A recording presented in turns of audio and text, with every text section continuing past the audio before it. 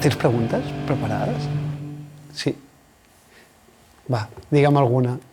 Que si no et preguntaré jo tota l'estona. Com et dius?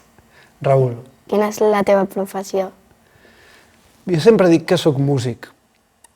Però dintre de ser músic faig moltes coses diferents.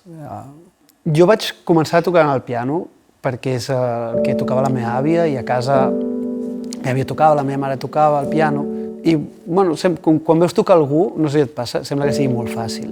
I el piano és un instrument supercomplicat.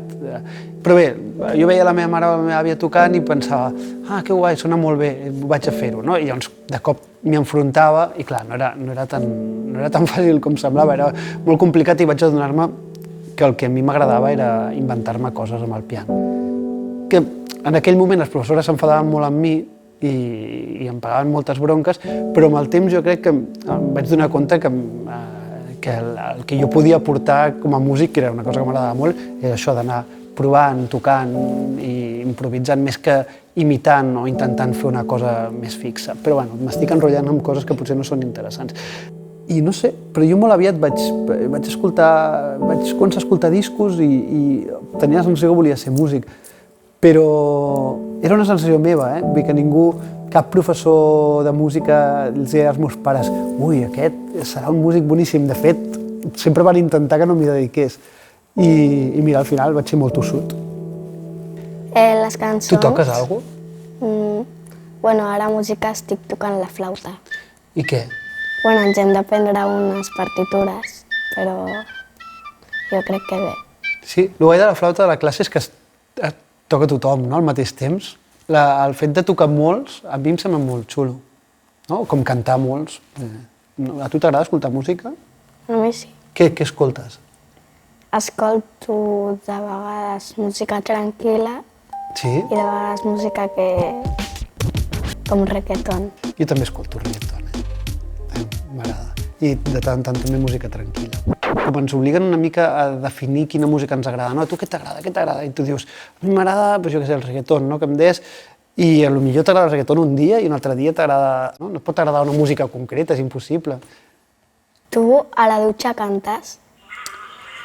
Últimament no. A mi m'agrada molt anar amb la bici per la muntanya. I em pregunten, et poses música? I dic, no em puc imaginar posar-me música en un moment en què el que estic fent és completament estar en silenci. A mi el silenci m'agrada molt. El silenci és part de la música. Això no ho expliquen molt, però és molt important, perquè el silenci provoca que hi hagi música. Al final, en tot el que fem a la vida és una qüestió de contrastos. Si tu estàs tocant tota l'estona amb soroll, tota l'estona amb música, segurament aquella música et deixarà d'emocionar, al final, no? En canvi, si partim del silenci i de cop toquem això, fabulós, de cop serà molt emocionant. Vull dir que per tocar alguna que no emocioni, doncs potser millor no tocar.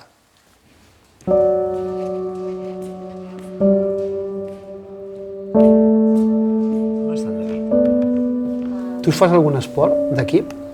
Sí, jo faig hoquei. I veritat que quan intentes jugar perquè els altres estiguin còmodes i juguin millor, l'equip funciona millor. Ara, si féssim música tu i jo estaria buscant a on estàs còmode tu, no? I què et puc aportar jo? I tu segurament estaries cantant o fent, jo què sé, picant de mans, pensant en alguna que funcioni amb el que jo estic tocant, no? Aquest punt de comunió, per dir-ho d'una manera, aquest punt que trobem els dos junts és el que m'interessa.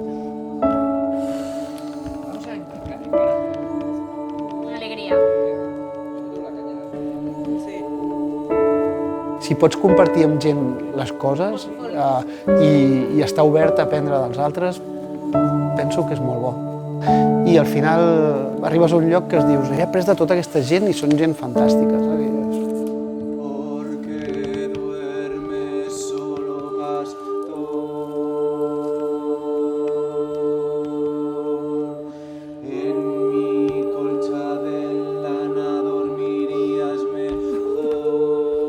Com has composat la nova obra de teatre que s'està fent? Això va ser el Juan Carlos Martel, que és el director del llibre i de l'obra de teatre, i em va trucar per fer la música de l'obra de teatre de Yerma. Aquesta obra que a mi em va fer molta il·lusió perquè és una obra de Lorca. Lorca és un escriptor de principis del segle XX que va fer obres de teatre molt potents i poesia molt bèstia i de fet havia treballat amb alguna de les seves poesies abans i sempre m'ha agradat molt. Però al mateix temps, saps, és una responsabilitat. És com que ho has de fer bé perquè has d'estar a l'alçada del text. I em vaig deixar temps per pensar. Jo anava pensant, anava llegint el text, anava pensant, perquè em feia com por posar-m'hi. Em feia, saps? Vull dir, que això passa. Vull dir, i anava deixant passar el temps, fins que va arribar un dia i vaig dir, bueno, no pots deixar passar més temps.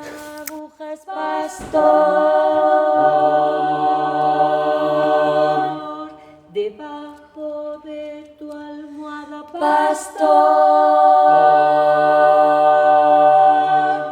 Vaig venir a escoltar les lectures, vaig veure els actors, els vaig fer cantar i vaig veure una mica què tenia, quines veus podia utilitzar.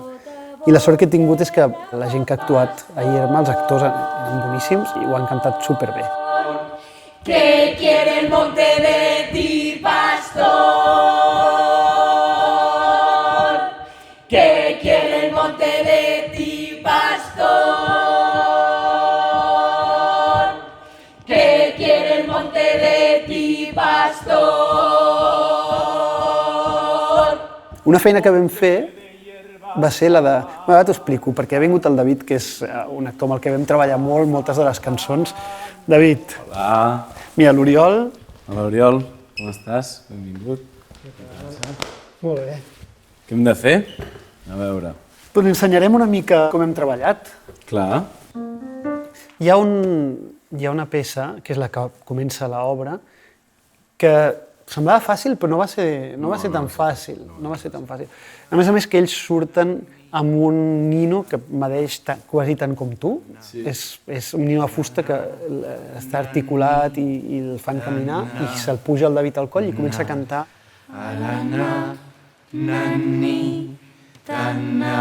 Quasi en silenci, de fet. A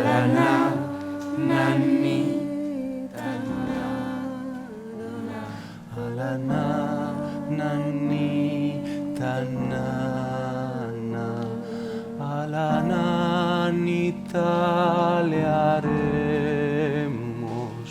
una chocita en el camp. Ella ha composat una música i nosaltres com a intèrprets hem de no només cantar-la sinó també saber expressar el que diu aquella música, perquè també el que ha composat ell arribi d'una manera més profunda. Per això ens trobem el compositor i l'intèrpret.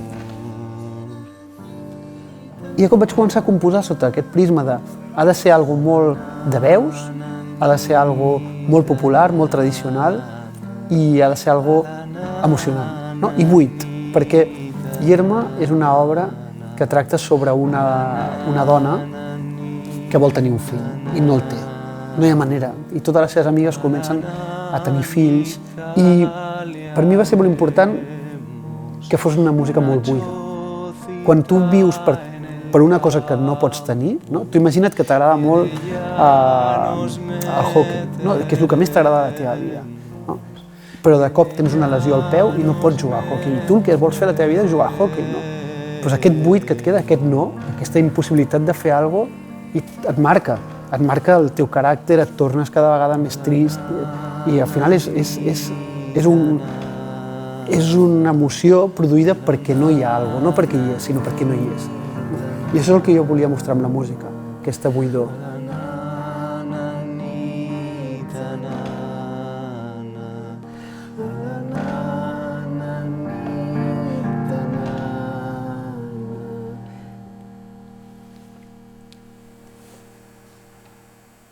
Està xula.